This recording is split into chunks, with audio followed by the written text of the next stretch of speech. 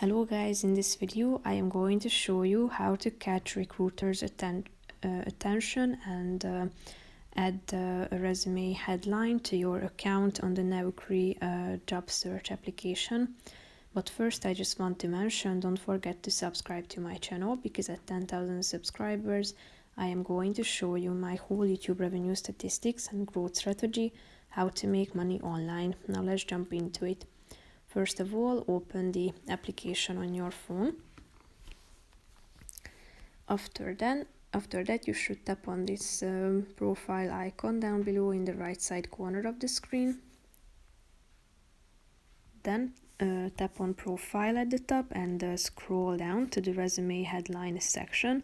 As you can see, it says catch recruiters' attention with your one-line introduction. So click on the add button on the right side of the screen.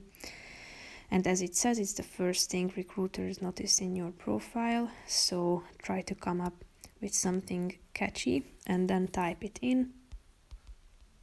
As you can see, you have up to 250 characters. So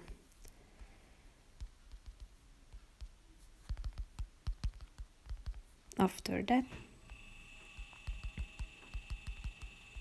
tap on the save button down below and it will appear